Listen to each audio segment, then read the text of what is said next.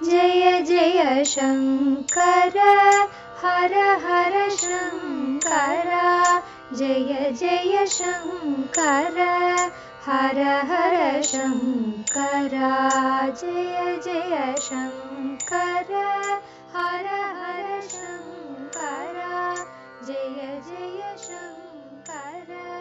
அத்வைத்தம் தெய்வத்தின் குரல் 6ஆம் பாகம். அத்வைத்த சாதனை. தலை நாடி பற்றிய தவறான கருத்து. இன்னொரு சமாச்சாரம் ஹிருதயத்திலிருந்து சிரசுக்குப் போகிற நாடி பற்றியது. உத்தராயண மரணத்தை பற்றி சரியான அபிப்பிராயம் இல்லாதது போலவே இதை பற்றியும் இருக்கிறது. உத்தராயண மரணம் என்பது வாஸ்தவத்தில் அதற்கேற்பட்ட தேவதைகளுடைய ஸ்தானம் வழியாக போவது என்று தெரிந்த விஷயஜர்களும் கூட, அதாவது ரொம்ப பெரியவர்கள், ஆச்சாரிய பாஷ்யங்களை இன்னும் விளக்கமாக புரிய வைப்பதற்காக அவற்றுக்கு வியாக்கியானம் எழுதிய பல பேர் கூட இந்த நாடி விஷயத்தில் சரியான அபிப்பிராயமில்லாமலே இருக்கிறார்கள். அதாவது எல்லாரும் அந்த நாடியை யோக சாஸ்திரத்தில் சொல்லியிருக்கும் சுஷும்னை என்றே நினைக்கிறார்கள். ஆனால் இது அந்த சுஷும்னை இல்லை. அது யோக சாஸ்திர சுஷும்னை. முதுகுத்தண்டின் அடியில் மூலாதாரம் என்கிற இடத்திலிருந்து புறப்பட்டு நேர் மேலாக சிரசுக்குப் போவது. உபனிஷத்துக்களிலும் பிரம்மசூத்திரத்திலும் சொல்லி நாம் பார்த்ததோ ஹிருதயத்திலிருந்து புறப்படுவது. மூலாதாரத்திலிருந்து புறப்படும் சுஷும்னையில் பிராண சக்தியை ஏற்றிக்கொண்டு போவது அதற்கென்று சாதனை பண்ணும் யோகிகளை மட்டுமே குறித்த விஷயம். அவர்கள் லோகாதார சக்தியை பிடித்து அதன் வழியாக சிரசில் சிவத்தில் ஐக்கியமாகிறவர்கள். அது ஒரு குறிப்பிட்ட யோக சமாச்சாரம். ஔபனிஷதமான, அதாவது உபனிஷத்துக்களின் ஆதாரத்தில் அமைந்த நம்முடைய வேதாந்த மதம் அந்த சமாச்சாரங்களை தொடுவதில்லை. குறிப்பு: ஆச்சாரிய பாஷ்யம் உள்ள பிரசித்தமான 10 உபனிஷதங்களையே கருத்தில் கொண்டு கூறியது. அது சுவாசம், சக்தி என்று சுற்றி வளைத்துக் கொண்டு போகாது.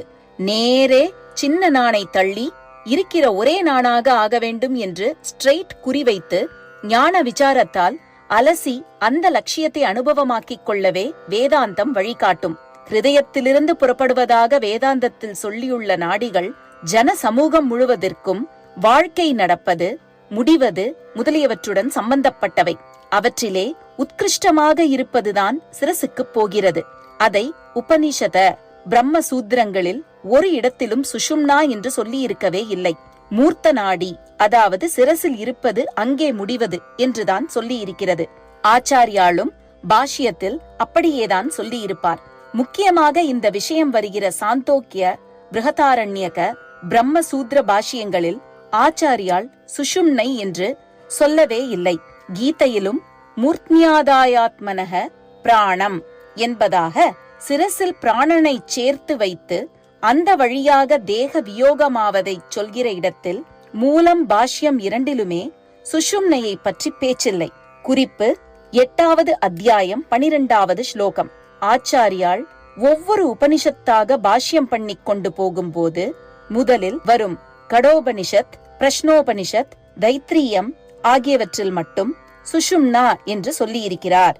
குறிப்பு: கடம் 6வது அத்தியாயம் 16வது ஸ்லோகம். பிரஷ்னம் 3வது அத்தியாயம் 7வது ஸ்லோகம். தைத்திரியம் 1வது அத்தியாயம் 6 ஸ்லோகம். அதோடு தைத்திரியத்தில் ஹிருதயத்தை நம் எல்லாருக்கும் தெரிந்த நல்ல ஸ்தூலமான அவயவமாகவே கூட சொல்லி இருக்கிறார். ஏன் அப்படியென்றால், ஞான வழிக்காரன் உச்சிக்கட்டத்தில் அகங்கார நசிப்புக்காக பக்தி பண்ணுகிற போது மனசும் புத்தியும் அகங்கார ஸ்தானமான செமி ஸ்தூல ஹிருதயத்திற்கு வருவது. ஹிருதயம் சூக்ஷ்ம பூதமான பிரேமையாலேயே ரொம்பி அகங்காரம் மெல்லிசாவது, அப்புறம் மத்திய துவாரத்திற்குள்ளே போய் ஒடுங்குகிறது என்று சொன்ன இந்த ப்ராசஸ் எல்லாம் அவனுக்கு தெரியாமலேதான் நடக்கிறது.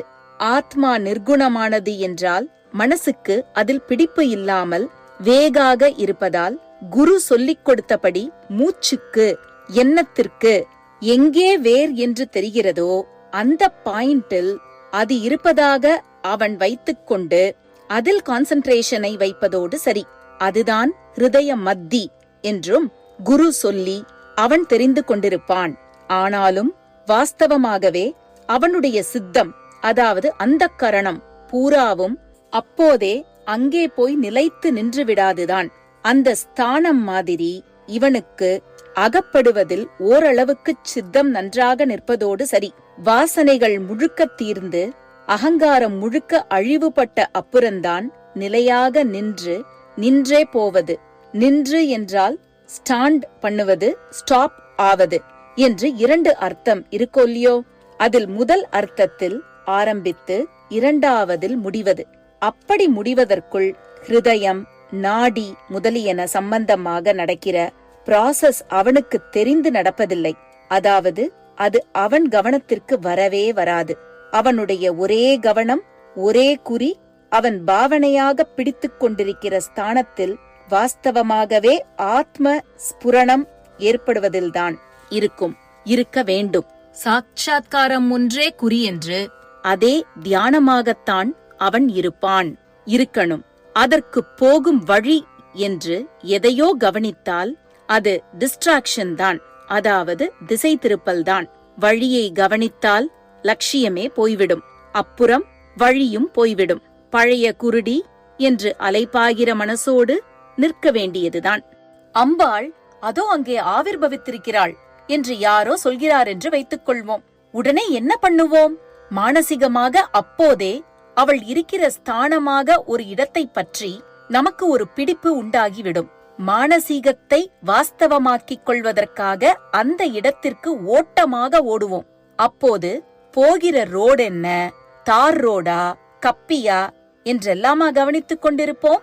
ஆகையினால் சித்தியடைந்த ஒரு ஞானியிடம் போய் வேதாந்தம் சொல்லுகிற ஹிருதயம், நாடி, துவாரம் என்றெல்லாம் கேட்டால் அவர் ஒன்றும் சொல்ல மாட்டார். தன் சமாச்சாரமே தெரியாத அவருக்கு உபாசகர், பாமர ஜனங்கள் ஆகியவர்களுடைய சமாச்சாரமும் தெரியாதுதான். தான் வந்த ரோடை பற்றியே தெரியாதவனுக்கு அதன் ஓரத்திலே என்ன கடை கட்டிடங்கள் இருந்தது, அடுத்த ரோட்டில் என்ன இருந்தது என்றெல்லாம் தெரியுமா என்ன? ஆனால் மகா ஞானிகளான ரிஷிகள்தானே இதெல்லாம் உபனிஷத்துக்களிலேயே சொல்லியிருக்கிறார்கள் என்றால், அந்த ரிஷிகள் ஞானம் அடைந்த பிற்பாடு, ஒரு தரம் அடைந்த பிறகு, ஒருபோதும் நழுவ முடியாத சித்தியை பெற்ற பிற்பாடு, பரமாத்மாவே தன்னுடைய சிருஷ்டி விசித்திரங்கள், ரகசியங்கள் ஆகியவற்றை அவர்களுக்கு தெரிவித்து பெருமைப்படும் போதுதான் இந்த ப்ராசஸ். இது மட்டுமில்லாமல் உபாசகர்களுக்கான ப்ராசஸ், பாமரர்களுக்கான ப்ராசஸ் எல்லாமும் தெரியப்படுத்தி இருக்கிறான். அவன் என்னவெல்லாம் வேடிக்கைகள், அதிசயங்கள் பண்ணுகிறான் என்கிற ரசானுபவத்தில் அவர்கள் மற்றவர்களுக்கும் தெரியப்படுத்தி இருக்கிறார்கள். மற்றவர்களிடம் விஷயம் போன பிற்பாடு கொஞ்சம் குளறுபடியும் பண்ணிக்கொண்டிருக்கிறார்கள். மாயை டச் எதிலும் வரத்தானே செய்கிறது. அதனால் குழப்பம் தெளிய யாராவது ஞானியிடம் போகலாம் என்றால் அவனுக்கோ அந்த சமாச்சாரமே தெரியாமல் இருக்கிறது. அல்லது எந்த அளவுக்கு பரமாத்மா தெரிவித்து விட்டு விடுகிறானோ அவ்வளவுதான் தெரிகிறது. அதற்கு மேல் தெரிந்து கொள்ளணும் என்று இவனுக்கும், அதாவது ஞானிக்கும் இல்லை. அந்த அளவுக்கு கூட அவன் தெரிவிக்கிறானே என்பதால் இவன் தெரிந்து கொண்டானே தவிர இவனுக்காக அதில் இன்ட்ரெஸ்ட் இல்லை. இப்படியானால் குழப்ப அறிவே சரியான அறிவு மாதிரி இருந்து கொண்டிருக்க வேண்டியதுதானே?